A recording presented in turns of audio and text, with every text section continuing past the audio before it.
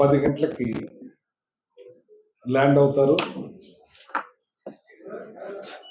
అక్కడి నుంచి బయలుదేరి నెల్లూరు జైల్లో ఏదైతే గోవర్ధన్ రెడ్డి గారు అక్రమ కేసులు పెట్టి ఆయన్ని అరెస్ట్ చేసి ఒక కేసు తర్వాత ఇబ్బందులు పెడుతున్న జగన్మోహన్ రెడ్డి గారు వచ్చి గోవర్ధన్ రెడ్డి గారితో ములాఖత్ కార్యక్రమం ఉంటుంది. ఆ రోజు 10:30-11 గంటల మధ్యలో. మరి అక్కడి నుంచి ఆ ములాఖత్ అయిన తర్వాత నల్లపరెడ్డి ప్రసన్న కుమార్ రెడ్డి గారు ఇంటికి దౌర్జన్యం,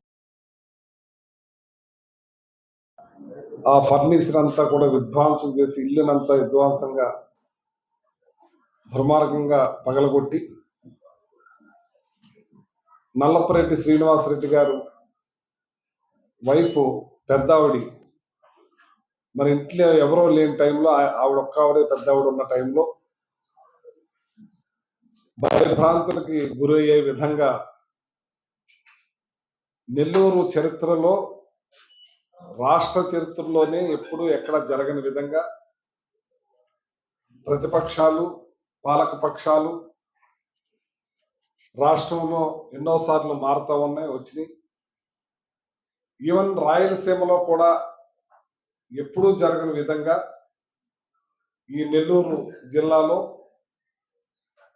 ప్రసన్న కుమార్ రెడ్డి గారి ఇంటి మీద 200 పైబడి దౌర్జన్యకాండ సృష్టించినప్పుడు ఏదైతే నల్లపరెడ్డి శ్రీనివాసరెడ్డి గారు ఉన్నారో ఆయన వైఫ్ మరి పెద్దావిడి ఆ ఇంట్లో ఒక్కావిడే ఉంటాం.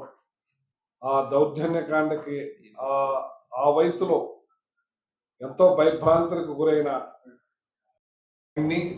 ప్రసన్న కుమార్ రెడ్డి గారు జగన్మోహన్ రెడ్డి గారు వాళ్ళ ఇంటికి రావడం జరుగుతుంది. మరి ఆ జగన్మోహన్ రెడ్డి గారు 31వ తారీఖున కార్యక్రమాన్ని మా నాయకులు మా కార్యకర్తలు స్వాగతిస్తారని చెప్పి తెలియజేస్తా ఉన్నాను. ఎప్పుడు కూడా ఈ దేశ చరిత్రలో ఈ ఉమ్మడి రాష్ట్రంలో కూడా ఇట్లాంటి పరిస్థితి ఎక్కడా లేదు. ఈ అరెస్టులు, ఈ దౌర్జన్యకాండ, రెడ్ బుక్ సిద్ధాంతాలు ఏదో అర్థం కాకుండా ఉంది. ఇది ఓ రకంగా మీరు చెప్పిన పరిపాలన ఎలక్షన్కు ముందు మీరు సూపర్ 6 అన్నారు. జగన్మోహన్ రెడ్డి గారు ఇచ్చే పథకాలు కాకుండా మేము సూపర్ 6 అమలు చేస్తాం, మంచం నుంచి లగనే ముసలమ్మ నొక్కుతుంది బట్టలు నొక్కేది ఏముంది, మేము నాణ్యమైన కరెంట్ ఇస్తాం, కరెంటు రేటు పెంచేదే లేదని చెప్పి ఆ రేట్లు పెంచి ఎన్నో కార్యక్రమాలు చేస్తామని చెప్పి ల్యాండ్ టైటిలింగ్ యాక్ట్ ని మేము తీసేస్తున్నామని చెప్పి సేమ్ ల్యాండ్ టైటిలింగ్ యాక్ట్ ని కొనసాగిస్తూ అన్ని అబద్ధాలతోటి అధికారంలోకి వచ్చి పరిపాలన చూస్తామంటే ఈ పథకాలను చేయాలంటే మాకు భయం వేస్తుందని చెప్పి ఆ పథకాలను పక్కతో పట్టించి డైవర్షన్ పాలిటిక్స్ గా ఈ అరెస్టుల మీద నడిపించే కార్యక్రమం చేస్తున్నారు. ఇది ప్రజాస్వామ్య దేశం. ఈ ప్రజాస్వామ్య దేశంలో ప్రజలకు అనుగుణంగా నడవలసిన అవసరాలు ఉంటాయి. కానీ రాచరిక పాలన నడుస్తూ ఉంది. ఇప్పుడు రాచరిక పాలన అంటే వాళ్ళ స్వహస్తాలతో సాధించుకున్న దేశాన్ని పరిపాలించేటప్పుడు ఇష్టం వాళ్ళు రాజు నోటంతో ఏ మాట వస్తే ఆ మాటే అమలు చేస్తూ ఉంటారు. వాళ్ళ స్వహస్తాలతో సంపాదించుకున్న దేశం అని, ఇది మీ స్వహస్తాలతో సంపాదించుకున్న దేశం కాదు. ఇది ప్రజాస్వామ్య దేశం. ప్రజలు ఓటేస్తేనే గెలిచేది. కానీ ఈవీఎంలు కూడా ఏదో దేశం అంతా చెప్తున్నారు, అది వేరనుకోండి. కానీ ఇప్పటికైనా సరే పరిపాలన మీద దృష్టి పెట్టి ఇటు రైతాంగం అన్ని పంటలు కూడా గిట్టుబాటు ధరలు లేకుండా అన్యాయం అయిపోతున్నారు. వాళ్ళని పట్టించుకుంటాం మానేశారు, కార్మికులను పట్టించుకుంటాం మానేశారు, ప్రజలను పట్టించుకుంటాం మానేశారు. ఇట్లాంటి అరెస్టులు దౌర్జన్యాలు, నరకటాలు, అలాగే ఇళ్ళని పదలు కొడతాలు ఎక్కడా లేని విధంగా ఈ విష సంస్కృతిని పోషిస్తా ఉన్నారు మీరు. దానికోసమే రేపు 31వ తారీఖున జగన్మోహన్ రెడ్డి గారు మరి రావటం జరుగుతుంది. ఏదైతే జైల్లోనూ ప్లస్ ప్రసన్న కుమార్ రెడ్డి గారి ఇంటికాడ మరి ఆ ఆయన్ని వాళ్ళ అమ్మగారిని కూడా పరామర్శించే విధంగా వస్తున్నారు జగన్మోహన్ రెడ్డి గారికి. మరి ఇట్లాంటి కార్యక్రమాలు ఎప్పుడైనా మానుకుని, సరే ప్రతిపక్ష నాయకులు వస్తా ఉంటారు, ప్రాబ్లం జరిగిన కాడ ప్రభుత్వానికి తెలియజేస్తా ఉంటారు, కానీ ఈ ఆంక్షలు చూస్తుంటే ఆశ్చర్యం వేస్తా ఉంది. ఈ ఆంక్షలు ఎప్పుడు లేని విధాన ఆంక్షలు పెడుతూ పోలీసు వారు, మరి ప్రభుత్వం పోలీసు వారు ఏం చేస్తారు? ఆ పైనుంచి వాళ్ళు ఇచ్చిన ఆర్డర్ల ప్రకారంగా వీళ్ళు చేసే కార్యక్రమం చేస్తున్నారు. ఈ ప్రతిపక్ష నాయకుడు వచ్చినప్పుడు వాళ్ళ ఇష్టం కొలిది వస్తూ ఉంటారు. చంద్రబాబు నాయుడు ప్రతిపక్షంలో ఉన్నప్పుడు వచ్చినప్పుడు వచ్చారు, ఆయనకి ఎంతమంది వచ్చారు అంతమంది వచ్చారు. ఈయనకి 100 మంది 10 మంది ఎక్కువ రావచ్చు ఈయనకి. ఇది ఆంక్షలు పెట్టే కార్యక్రమం చేస్తే ఇది భావ్యం కాదు, పద్ధతి కాదు. ఇది ప్రజాస్వామ్యం అనేది తెలుసుకుని దానికి అనుగుణంగా మెలగాలని చెప్పి కోరుకుంటున్నాను. మన ఏదైతే వైఎస్ఆర్ పార్టీ నాయకులందరినీ కూడా జగన్మోహన్ రెడ్డి గారికి స్వాగతం పలకాలని చెప్పి కోరుతా ఉన్నాను. Thank you.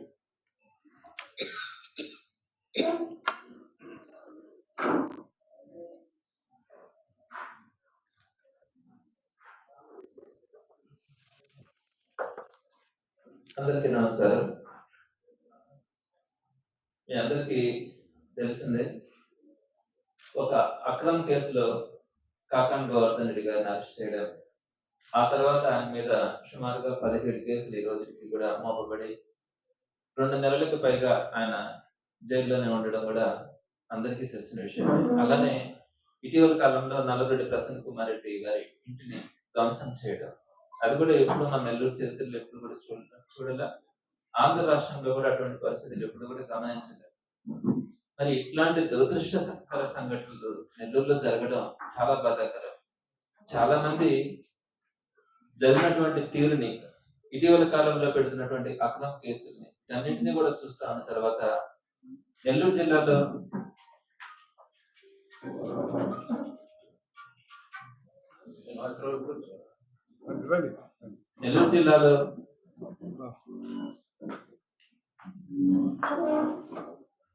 ఎందుకు ఇలా జరుగుతా ఉంది అని ఈరోజు ప్రతి ఒక్కరు కూడా వేదన చెందుతా ఉన్నారు. ఈ క్రమంలో గోవర్ధన్ రెడ్డి గారిని పరామర్శించడానికి జగన్మోహన్ రెడ్డి గారు ఇంతకు ముందే రావాలని నిర్ణయించుకున్నప్పటికీ కూడా హెలిప్యాడ్ ఇవ్వడంలో అధికారులు చూపించినటువంటి నిర్లక్ష్యం కానీ, హెలిప్యాడ్ ఇవ్వకుండా చేసినటువంటి తీరు అందరికి కూడా తెలిసిందే. లాస్ట్ మినిట్ లో 1 డే బిఫోర్ గా జైలుకు పక్కన ఉన్నటువంటి ఒక అడవిలో హెలిప్యాడ్ ని చూపించి, ఇక్కడ మీరు ల్యాండ్ కావాలా, పక్కనే ఉన్నటువంటి జైల్లో గోవర్ధన్ రెడ్డి గారిని పరామర్శించి మళ్ళీ వెంటనే మీరు హెలికాప్టర్ ద్వారా తిరిగి వెళ్ళాలా అని చెప్పి ఆ రోజు చెప్పడం కూడా జరిగింది. అయితే అది ఎట్లాంటి పరిస్థితుల్లో సాధ్యం కాదు. సో పబ్లిక్ ని జగన్మోహన్ రెడ్డి గారిని చూడడానికి రావడం కానీ ఇవన్నీ కూడా జరుగుతాయి. సో ఆ ప్లేస్ ను కూడా 1 డే లోపల హెలిప్యాడ్ తయారు చేయడం కూడా సాధ్యం కాదని చెప్పి ఆ రోజు నిరాకరించడం కూడా జరిగింది.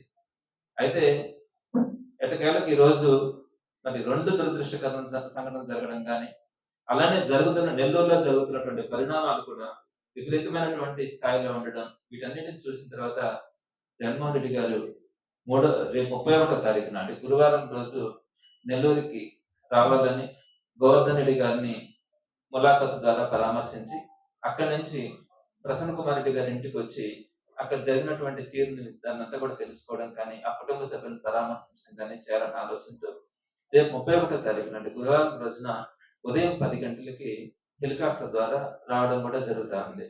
అయితే ఈ సందర్భంగా చాలా దురదృష్టం అనే చెప్పాలా, విపరీతమైనటువంటి ఆంక్షలు నిన్నటి నుంచి అధికారులు, పాపం వాళ్ళని కూడా మనం ఏం మాట్లాడడానికి లేదు, వాళ్ళకే అర్థమవుతా ఉంది వాళ్ళు చెప్పేది సాధ్యం కాదు. ఇవి ఎక్కడా కూడా ఇప్పటికి మన ఆంధ్ర రాష్ట్రంలో కానీ ఎక్కడా కూడా ఇటువంటి ఆంక్షలు పెట్టినటువంటి చరిత్ర ఎక్కడ కూడా ఉండదు. అయితే వారికి కూటమి ప్రభుత్వం నుంచి వచ్చినటువంటి ఒత్తిడి కారణంగా ఆ ఆంక్షలు పెట్టడం కూడా జరుగుతూ ఉంది. రాత్రి రోజున అధికారులు వచ్చి రాత్రి 10 గంటలకు పైన సమయంలో ఒక నోటీస్ ఇవ్వడానికి ప్రయత్నించినారు. ఇందులో ఏముంది అంటే ఈ నోటీస్ లో జగన్మోహన్ రెడ్డి గారితో కేవలం 3 వెహికల్స్ మాత్రమే ఉండాలా అని. అదేవిధంగా జగన్మోహన్ రెడ్డి గారు వచ్చినప్పుడు హెలిప్యాడ్ దగ్గర కానీ ములాఖాత్కి వెళ్ళేటప్పుడు 10 మంది మాత్రమే జగన్మోహన్ రెడ్డి గారితో ఉండాలా అని. అలానే 3వ పాయింట్ ప్రసన్న కుమార్ రెడ్డి గారి ఇంటికి వచ్చినప్పుడు అసలు అక్కడ గ్యాదరింగే ఉండకూడదు, అంటే ఒక్కరు కూడా అక్కడ ఉండకూడదు అని. అసలు ఈ 3 సాధ్యమవుతాయా? జగన్మోహన్ రెడ్డి గారితో కేవలం 3 వెహికల్స్ మాత్రమే, 3 కార్లు మాత్రమే అలో చేస్తామంటే ఎక్కడైనా మనం చూసినామా ఇట్లాంటి పరిస్థితి? అదేవిధంగా జగన్మోహన్ రెడ్డి గారు హెలిప్యాడ్ లో దిగిన తర్వాత అక్కడి నుంచి ములాఖాత్కి వెళ్ళే దగ్గర కూడా కేవలం 10 మంది మాత్రమే ఆయనతో పాటు ఉండాలా అంటే అసలు ఏంటి మన ఆంధ్ర రాష్ట్రంలో ఏం జరుగుతా ఉంది? ఈ రోజు ప్రతి ఒక్కరు కూడా ఆశ్చర్యంగా చూస్తా ఉన్నారు. అలానే ప్రసన్న కుమార్ రెడ్డి గారి దగ్గరికి, అంటే సిటీలో ఉన్నటువంటి ప్రసన్న కుమార్ రెడ్డి గారి ఇంటికి వచ్చినప్పుడు అసలు అక్కడ గ్యాదరింగే ఉండకూడదు అంటే సాధ్యమా?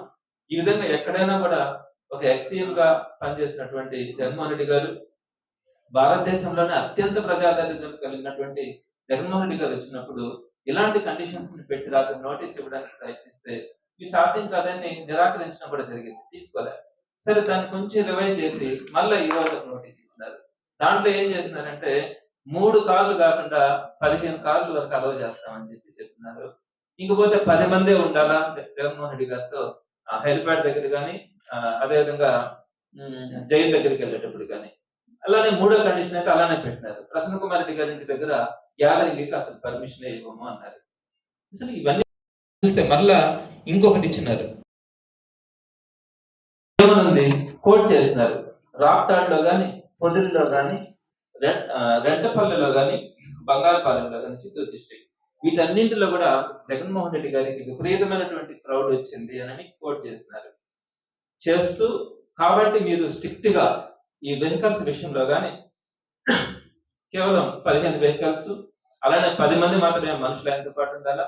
ప్రసన్న కుమార్ రెడ్డి గారి ఇంటి దగ్గర అయితే అసలు మనుషులే ఉండకూడదు అని ఈ ఉదంతాలన్నీ కూడా విపరీతమైనటువంటి జనాలు వస్తా ఉన్నారు కాబట్టి ఈ కండిషన్స్ ని మీరు స్ట్రిక్ట్ గా ఫాలో కావాలని చెప్పి మళ్ళా ఒక నోటీస్ ఇస్తున్నారు. సో ఇవన్నీ చూస్తా ఉంటే అసలు ఏం చేయాలా, ఏ విధంగా వీళ్ళు ఆలోచిస్తా ఉన్నారో అర్థం కాని పరిస్థితి. మళ్ళా ఒక ఫార్మాట్ ఒకటి ఇచ్చినారు. ప్రతి 25 మందికి ఒక వాలంటీర్ని మీరు మాకు ఇవ్వాలా, అంటే రేపు పొద్దున ఆ 25 మందిలో కనుక ఏదైనా తప్పు చేస్తే ఆ వ్యక్తి మీద మేము యాక్షన్ తీసుకోవడానికి మాకు ప్రతి 25 మందికి ఒక వాలంటీర్ చొప్పున ఇవ్వాలా అంటారు. ఆ కార్లు ఏవైతే మీరు పెడతారో ఆ కార్ల నెంబర్లు, వాటి డ్రైవర్ నేమ్, డ్రైవర్ యొక్క డ్రైవింగ్ లైసెన్స్ అవన్నీ కూడా కావాలని చెప్తారు. సో ఇవన్నీ కూడా సాధ్యం కానటువంటి అంశాలు. ప్రజాస్వామ్యంలో ఎప్పుడు కూడా ఇలాంటివి చూడం. మీరు ఎంత వెటకారంగా మాట్లాడారు.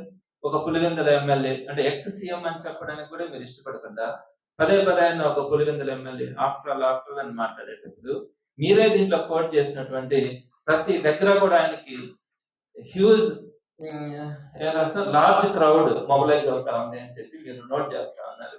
ఎందుకు మొబిలైజ్ అవుతుంది? ఆయనకు ఉన్నటువంటి ప్రజాదరణ, కేవలం ప్రజాదరణే కాదు, మీ యొక్క ఫెయిల్యూర్స్ కూడా, మీరు ఎంత మోసాలు చేస్తున్నారో ఈ రోజు అసహించుకోవడం వల్ల ఈ రోజు మళ్ళా జగన్మోహన్ రెడ్డి గారు కావాలని చెప్పి ప్రతి ఇంటిలో కూడా సగటు మనిషి ఈ రోజు ఆశపడతా ఉన్నాడు, ఇష్టపడతా ఉన్నాడు. జగన్మోహన్ రెడ్డి గారు ఎక్కడికి వస్తే అక్కడికి వాళ్ళ స్వాగతం చెప్పడానికి మీరు ఎన్ని ఇబ్బందులు పెట్టినా, లాఠీ చార్జీలు చేసినా, ఒక్కొక్కరిని తీసుకెళ్లి కేసులు పెట్టి నిర్బంధిస్తా ఉన్నా కూడా, ఇళ్లకు వచ్చి పడతా ఉన్నా కూడా ఎవరు కూడా భయపడే పరిస్థితి కనిపించట్లేదు. ప్రతి ఇంటిలో కూడా ఒక మనిషి జగన్మోహన్ రెడ్డి గారి కోసం రావాలనే అభిప్రాయం. మీరు పెడుతున్నటువంటి ఈ కండిషన్స్, ఈ ఆంక్షల వల్ల ఈ రోజు ప్రతి ఇంట్లో కూడా స్పందన కనపడతా ఉంది. అత్యంత దుర్మార్గమైనటువంటి విషయం. కేవలం జగన్మోహన్ రెడ్డి గారు వస్తా ఉంటే 3 వెహికల్స్ అని చెప్పి మీరు ఇస్తారా? 10 మంది ఉండాలని చెప్తారా? ప్రసన్న కుమార్ రెడ్డి గారి దగ్గర అయితే అసలు గ్యాదరింగ్ గా ఉండకూడదు అంటారా? సో ఇలాంటి పరిస్థితులు ఎప్పుడు కూడా ఎక్కడ కూడా చూడాల. కాబట్టి ఒకసారి ఆలోచించుకోవాలా. సో ప్రజలందరికీ కూడా ఒకటే, మేము ఎక్కడ కూడా వెహికల్స్ పెట్టి మొబిలైజ్ చేయాలనే ఆలోచన మాకు ఎక్కడ కూడా లేదు.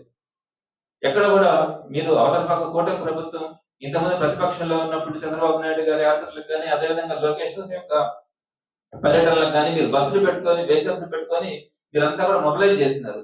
నేను ఈ రోజు జగన్మోహన్ రెడ్డి గారి ప్రోగ్రామ్స్ సంబంధించి ఎక్కడ కూడా అలాంటి ఆలోచన ఎవరికి లేదు.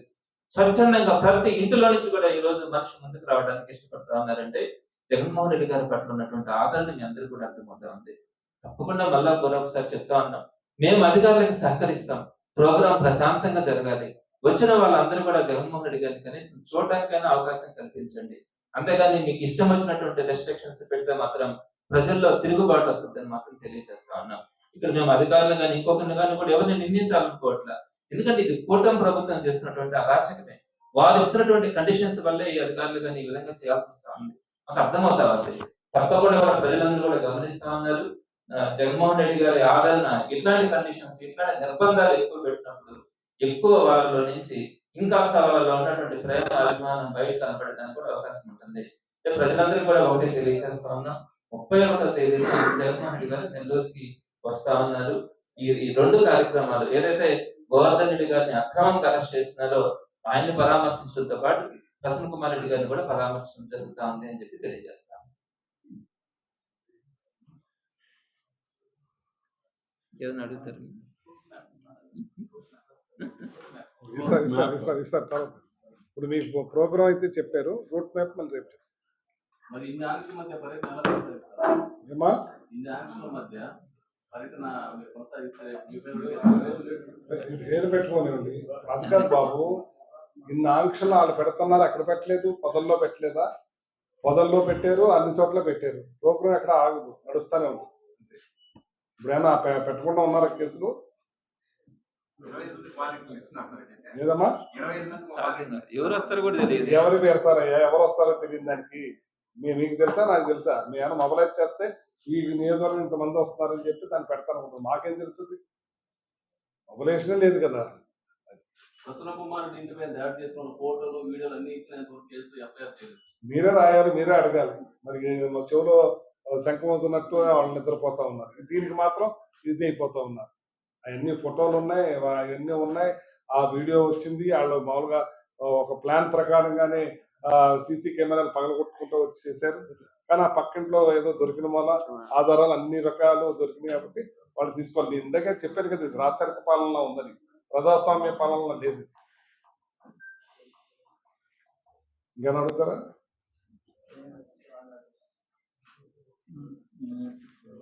ఓకే బాబు, మళ్ళీ రేపు ఎల్లుండి